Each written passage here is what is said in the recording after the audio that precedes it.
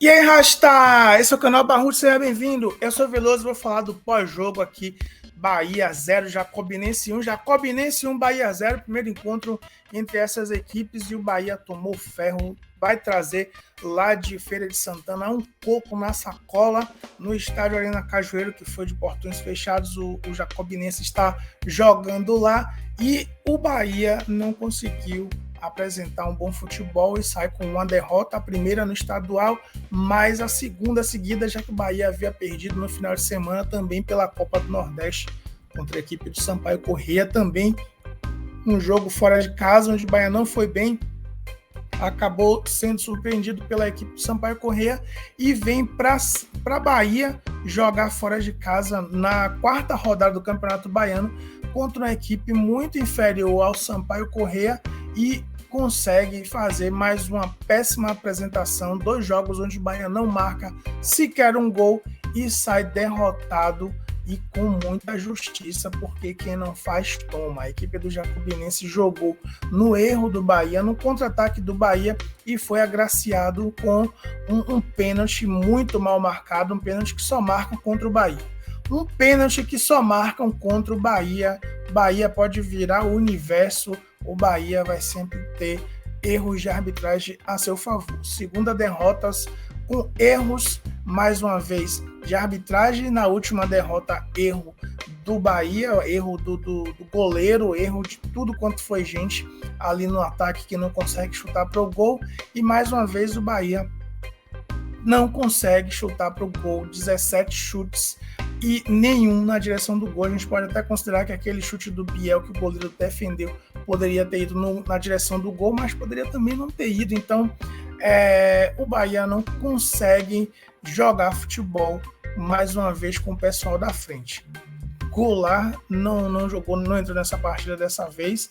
Quem jogou foi o Everaldo e mais uma vez o Everaldo deixou a desejar. Muitos lances desperdiçados pelo Everaldo. O Jacaré e o Caio Vidal não entraram bem, foram os piores em campo, tanto o Jacaré quanto o Caio Vidal. Eu não sei dizer quem foi pior, não sei quem. Acho que o Caio Vidal poderia ser o pior, porque teve uma chance clara de chutar na edição do gol. Ele chuta mascado e ainda em cima do adversário, mas o Jacaré com aqueles cruzamentos que a bola só faltava cair na rodoviária lá de Feira de Santana, não dá para aceitar, não dá para aceitar esse time treinando 2 turnos, 3 turnos, 4 turnos e não conseguir sequer fazer um cruzamento na direção da área. Inacreditável a incompetência dessa galera, e a gente está vendo uma repetição aí de 2022, de como a gente viu esses caras jogando em 2022, eles estão se repetindo agora em 2023 com um comando novo, com um time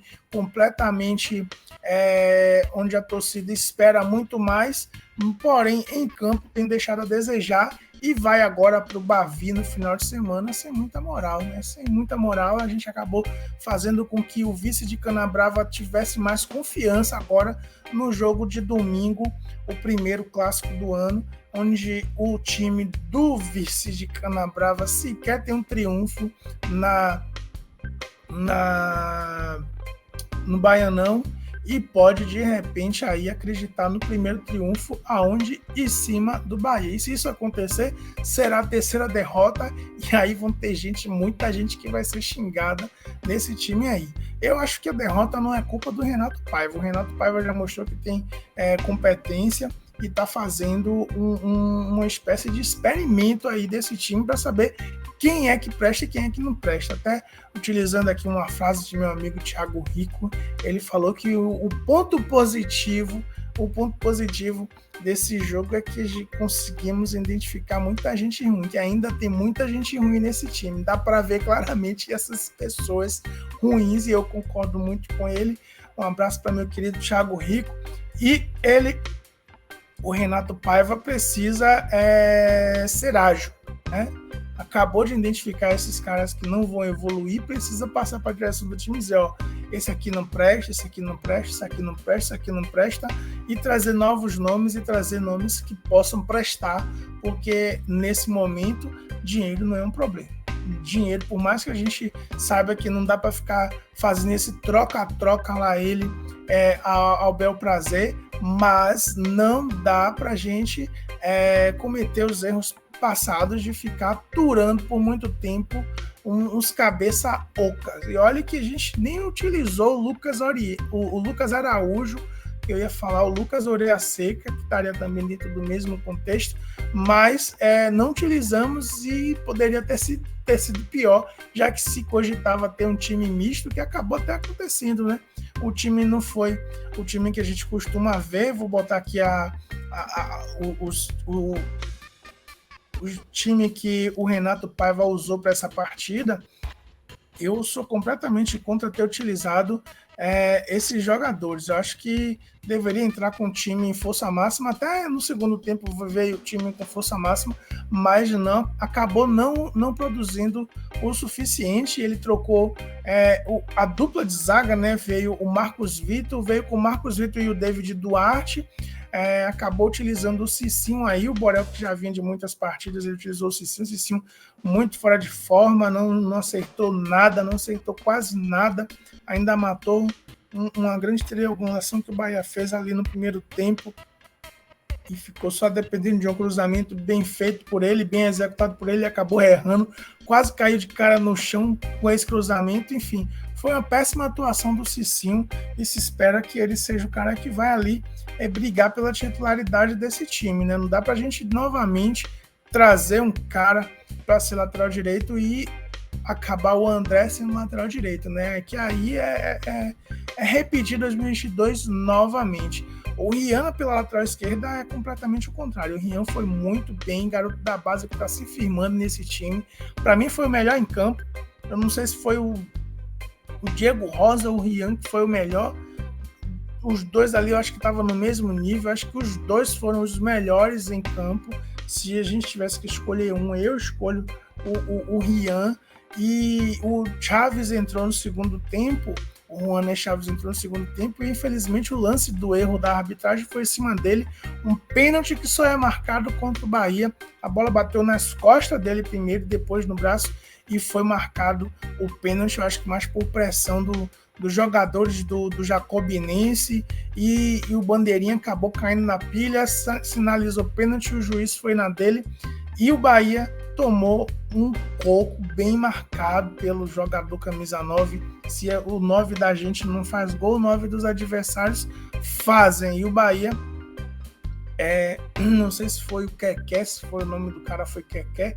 Só sei que ele fez uma cobrança muito bem executada. O Marcos Felipe ainda foi na bola, quase se a bola não fosse bem batida, o Marcos Felipe pegava, mas ela foi bem no cantinho, bem juntinho da trave e não deu chance do goleiro do Bahia, que foi na bola. Isso é muito interessante, porque se fosse o Danilo Fernandes, ele ia pular para a direita, como ele costuma fazer, e provavelmente nem ia sair na foto.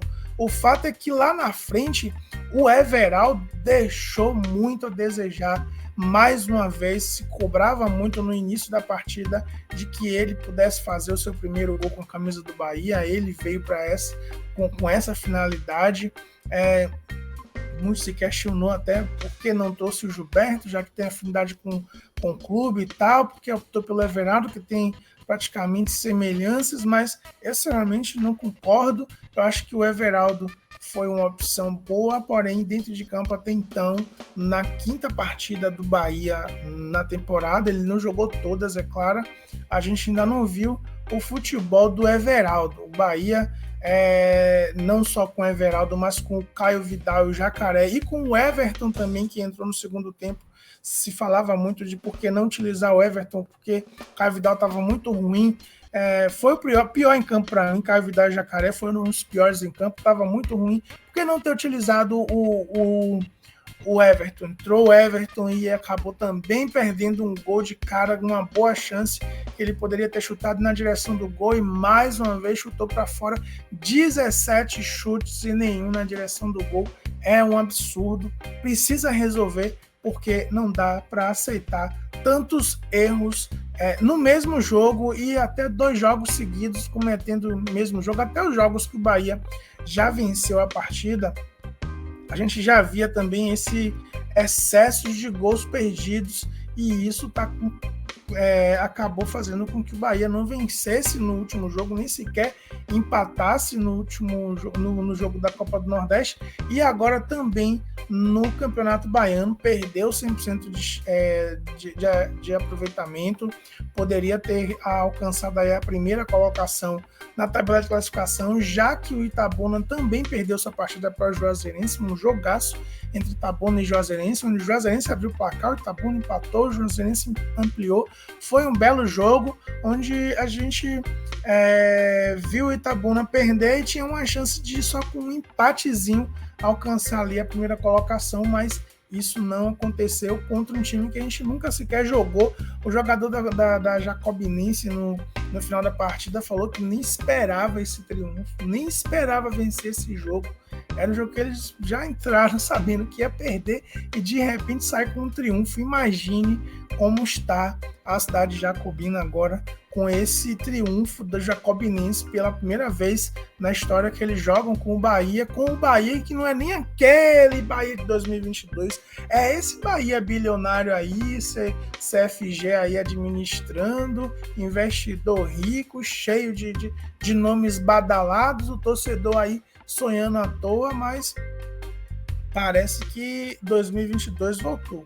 Parece que 2022 voltou, 22 ainda vigora, e vamos ver quando é que nós vamos nos livrar de 2022. Tomara que o Renato Paiva ele consiga ser firme nas avaliações dele e chegar para a direção e dizer, ó, esse daqui não presta, esse daqui não presta, esse aqui não presta, pode trazer outro aí, porque isso aqui eu não vou utilizar na temporada. Mas não podemos dizer que nós só tivemos coisas ruins, não, né? O time do Bahia ele foi um time muito propositivo, ele fez o seu dever de casa em relação a seu time propositivo, não foi um time que ficou atrás, teve muita chance de fazer o seu gol, mas foi muito incompetente com o pessoal da frente. Precisamos claramente de um jogador de meio de campo com as características de um 10, porque o nosso 10 ele não está mostrando serviço.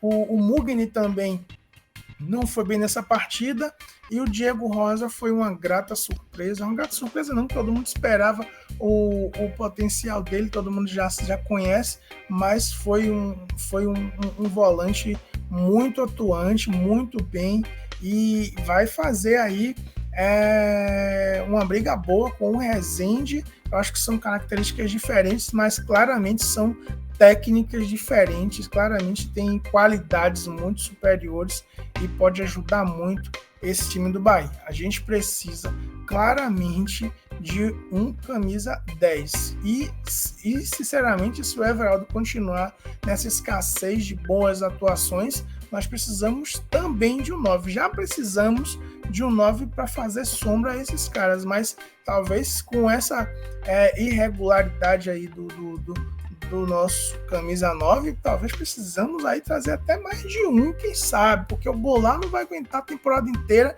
e eu acho até que o Goulart nem era para estar aí, porém está aí, é o único que está ali na frente fazendo o seu golzinho. Ele com o Biel são os únicos, aliás tem um Rezende também, são os únicos que tem 2 gols aí, mais de um gol pelo Bahia, e a gente espera que essa escassez de gol do camisa 9 acabe. A gente não tem sorte com camisa 9 pelo visto, né? Até o Gilberto, que virou ídolo do Bahia, passava muitas rodadas sem jogar, muitos jogos sem fazer gol, e isso é realmente um problema. O fato rasta é que não dá pra gente se iludir com o cenário atual. A gente já viu que no Campeonato Baiano e na Copa do Nordeste, na estreia, a gente não está indo bem. Será que a gente vai bem aí em outras competições mais robustas, como o Campeonato Brasileiro, Copa do Brasil? Muito trabalho ainda a ser feito, mas não dá também para dizer que está tudo errado. O Renato Paiva vai conhecer o seu time, vai entender o que é que está faltando e precisa corrigir. Eu acho que ainda está em fase de teste, ainda tem em fase de se aceitar certos erros, mas vai chegar uma hora onde os erros vão parar de ser aceitáveis, né? Vamos começar a cobrar resultados. Eu acho que no Campeonato Baiano dá para corrigir todas essas falhas, e mesmo que essas falhas sejam corrigidas no Campeonato Baiano, não dá para a gente dizer que está tudo certo também não, porque precisamos testar isso em campeonatos mais robustos, como eu falei, e a Copa do Nordeste também talvez não seja esse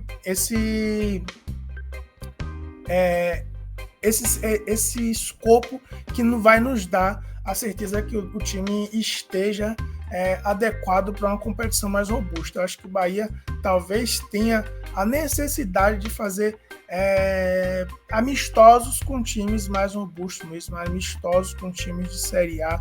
De repente o Bahia armar aí amistosos com os times maiores, de mais camisa, para tentar ver de fato os problemas graves do Bahia, porque Campeonato Baiano, Copa do Nordeste pode enganar muito, e mesmo esses fracos campeonatos já estão nos dando trabalho. Imagine os campeonatos mais robustos, como eu falei. Mas vamos ver aí o que é que vai acontecer nos próximos capítulos. O fato é que o Bahia vai chegar sem muita moral, porque já perdeu 2 partidas seguidas, e aí fez com que o vice de Canabrava sonhasse. O vice de Canabrava domingo agora vai chegar com uma moral da zorra para o Bavi, depois do Bahia ter perdido 2. E se vencer esse Bavi, que eu espero que não aconteça, imagine como a torcida do Bahia vai cobrar esse novo Bahia. Imagine qual vai ser a atuação dessas redes sociais, a galera cobrando aí muita coisa, xingando muita gente. Vamos ver o que vai acontecer. Espero que não aconteça nada, espero que o Bahia vença a partida muito bem, e o vice de Canabrava não merece esse sabor, mas precisamos melhorar muito, porque estamos errando demais e errando feio. Vários chutes a gols que poderia ter sido feito melhor executado, e não aconteceu. É isso aí, Rasta. Vamos esperar, vamos ver para a próxima rodada o que é que vai acontecer. Bora Bahia, bora Barruts. Veloso, fui.